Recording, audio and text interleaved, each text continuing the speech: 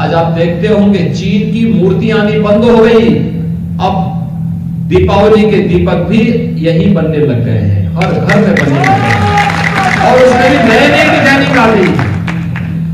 मुझे याद है 2017 में जब हमें दीपोत्सव का कार्यक्रम अयोध्या में करना था, तो दीपोत्सव के उस कार्यक्रम के लिए हमें 51,000 दीपक नहीं मिल पा रहे थे और इस बार हम 9 लाख दीपक जलाएंगे अयोध्या में, मिट्टी के 9 लाख दीपक। और ये अयोध्या और उसके आसपास के जुड़े हुए प्रजापति समुदाय के लोग ही बना रहे हैं सभी दीपक। सरकार उनसे खरीदेगी, फिर दीपक जलाने का काम करेगी। मिट्टी पहले वर्ष दिक्कत हो रही थी, उससे पहले क्योंकि सरकारों ने तो सभी तालाब पोखरों पे कब्जा करवा दिया था। मुझे याद थी, मेरे पास गोरखपुर के प्रजापति समुदाय से जुड़े हुए लोग आए थे एक बार, टेराकोटा का बहुत अच्छा काम करते हैं। उन्होंने मुझे बताया था एक बार कि गांव की मिट्टी जहां से लोग लेते थे, सपा सरकार ने उसका पट्टा किसी दूसरे को कर दिया है, अब वो मिट्टी नहीं निकालने देता है। मैंने तब प्रशासन से काफी मेरा विवाद हुआ था कि आखिर इनको मिट्टी क्यों नहीं मिलेगी, मिट्टी मिलनी चाहिए।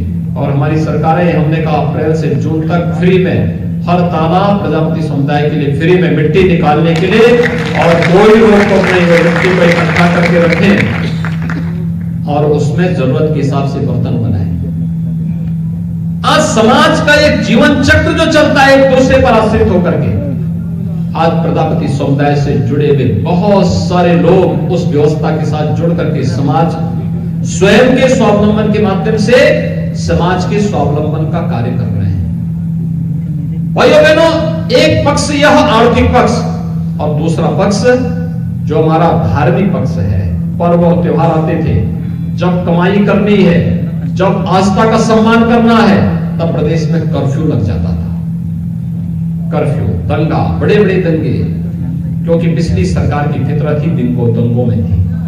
वे दंगाइयों को प्रश्रय देती थी, वे दंगाइयों को हर प्रकार से प्रश्रय देकर आगे बढ़ाने का कार्य करते थे और प्रदेश में दंगों से बहुसंख्यक समाज प्रताड़ित तो होता था, झूठे मुकदमे दर्ज होते थे।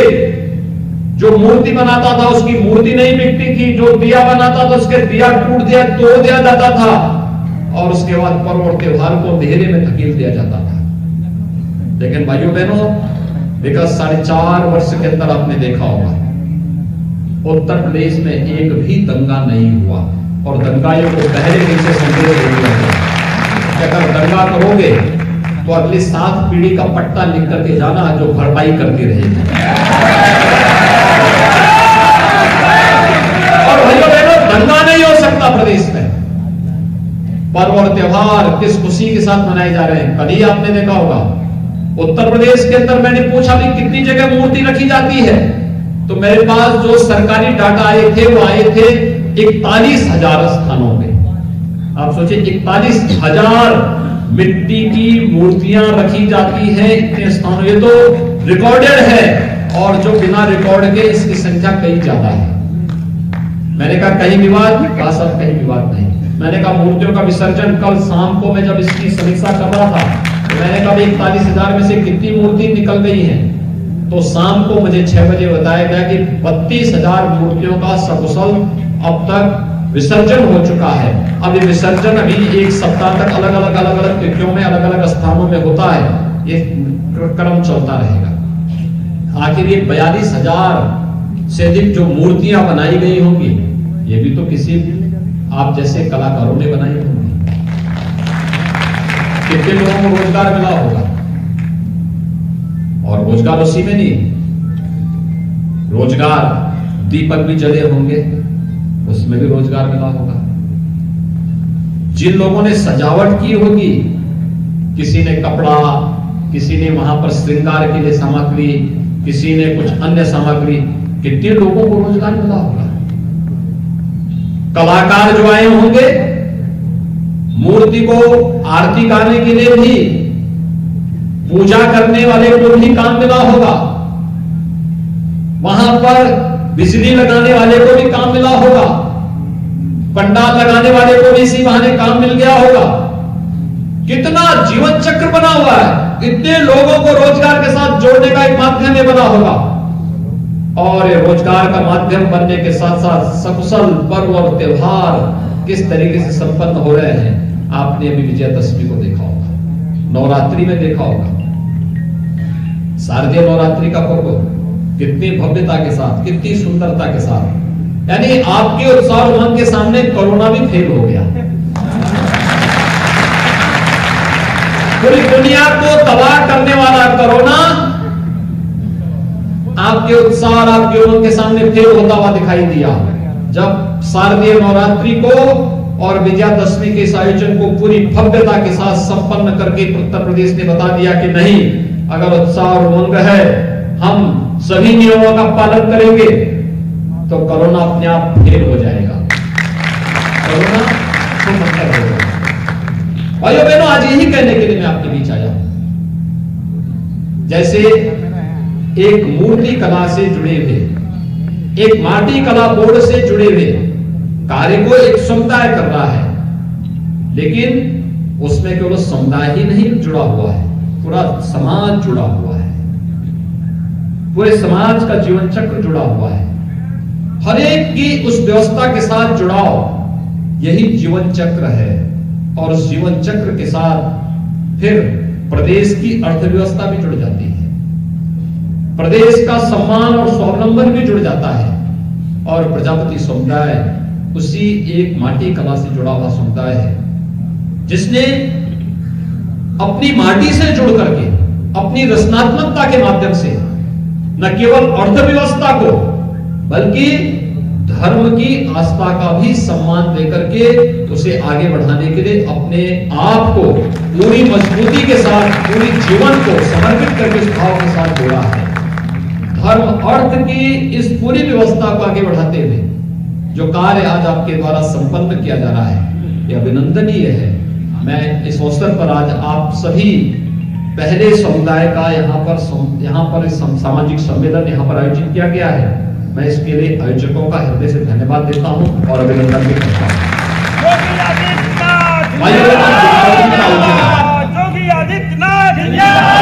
और दीपावली के इस आयोजन के साथ हम सबको भव्य आयोजन करना है। हमने तय कर दिया है कि दीपोत्सव का कार्यक्रम इस बार अयोध्या में होगा।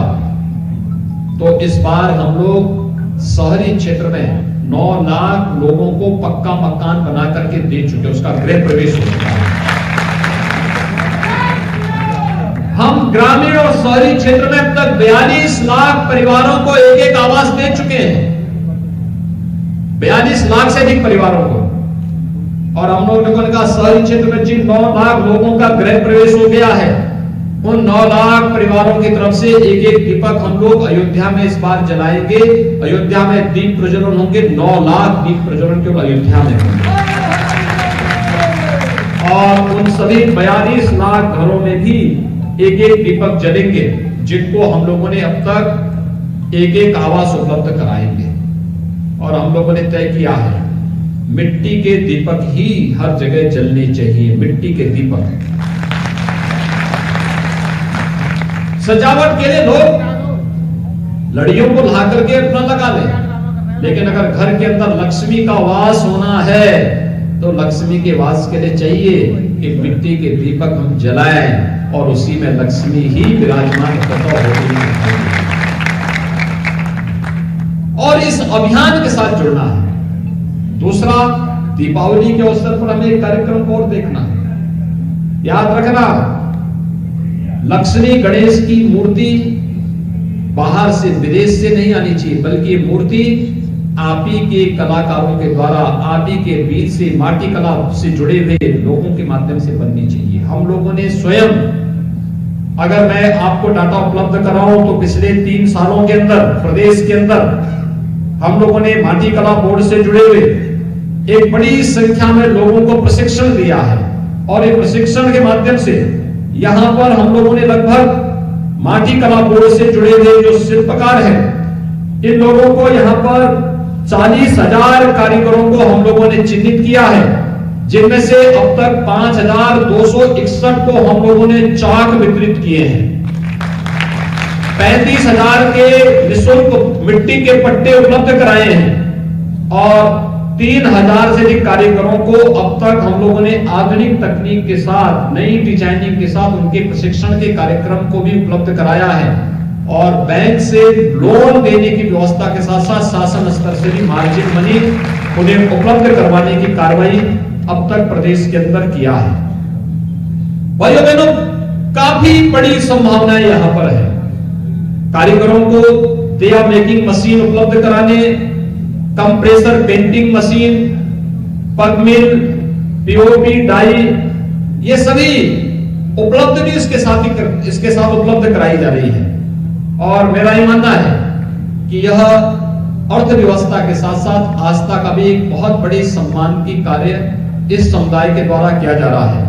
आज के इस अवसर पर भाइयों बहनों, मैं आप सबसे अपील करना चाहूंगा कि सरकार ने अपने स्तर पर प्रयास प्रारंभ किए हैं और उस प्रयास के क्रम में हम लोग इस बारे में मानते हैं अभी बहुत कुछ किए जाने की आवश्यकता है, बहुत कुछ किए जाने की आवश्यकता है और सरकार ने उसी व्यवस्था के साथ आगे बढ़ाया है। आप सब जानते हैं 2015-16 में प्रदेश के गरीब बच्चों की छात्रवृत्ति नहीं दी गई। हमारी सरकार आई, हम लोगों ने पूर्व तत्सम में विगत 4 वर्षों के मैं आंकड़े उपलब्ध कराऊं तो पूर्व तत्सम में 30,63,085 छात्र छात्राओं को 627 करोड़ 49 लाख रुपए की छात्रवृत्ति अभी तक हम लोगों ने वितरित कर दी है। और 21-22 के लिए पूर्व दसम के 38,375 छात्र छात्राओं को अब तक 8 करोड़ 64 लाख रुपए की धनराशि वितरित की जा चुकी है और इसमें अभी 175 करोड़ रुपए की राशि 8 लाख छात्रों के लिए और छात्रवृत्ति के लिए हम लोगों ने सुरक्षित रखी है, क्योंकि प्रवेश इस बार लेट हो रहे हैं तो इसको हमने 30 नवंबर तक पूरा करने की व्यवस्था की है।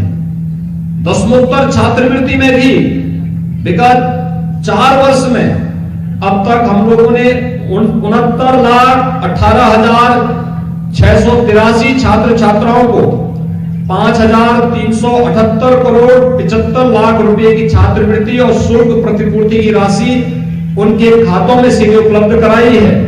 और इस नए वित्तीय वर्ष में अब तक 5,084 छात्र छात्राओं को 1 करोड़ 78 लाख रुपए की धनराशि प्रदान की जा चुकी है और 1,200 करोड़ रुपए की राशि हम लोगों ने 12 लाख छात्र छात्राओं के लिए छात्रवृत्ति की अभी दसमोत्तर छात्र छात्राओं के लिए प्रदेश के अंदर उपलब्ध करवाने की कार्रवाई की है।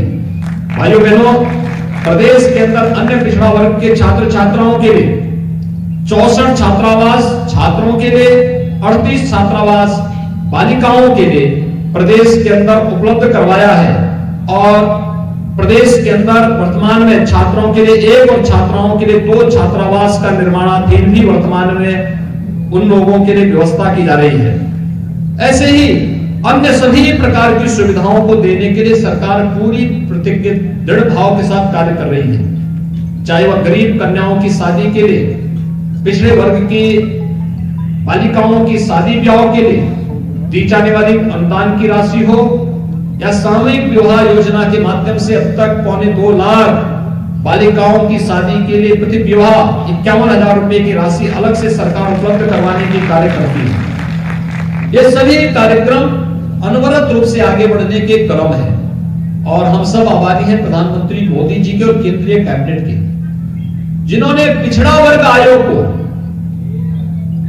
एक संवैधानिक मान्यता दी। अब ये संवैधानिक बोर्ड हो गया है। इस संवैधानिक बोर्ड के बाद इसकी मान्यता बढ़ी है, इसकी वैल्यू बढ़ी है। इसके द्वारा दिया जाने वाला कोई भी आदेश ये न्यायिक आदेश माना जाता है और उस आदेश के क्रम में यह एक बड़ा कार्यक्रम आगे बना है।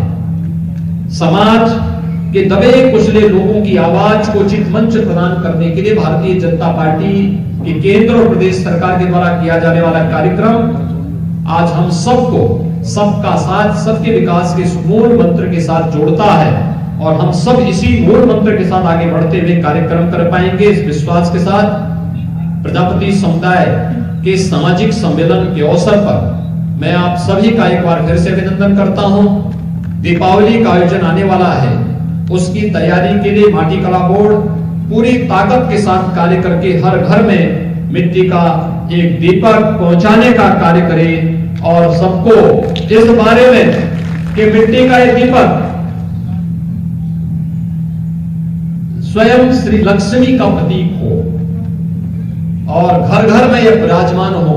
इस विश्वास के साथ आप सभी के प्रति मैं अपनी शुभकामनाएं देता हूं। आप सबको मैं दीपावली की भी मंगल में शुभकामनाएं देता हूं। धन्यवाद। जय हिंद। लोग जाएंगे नहीं, अभी कार्यक्रम चलता रहा।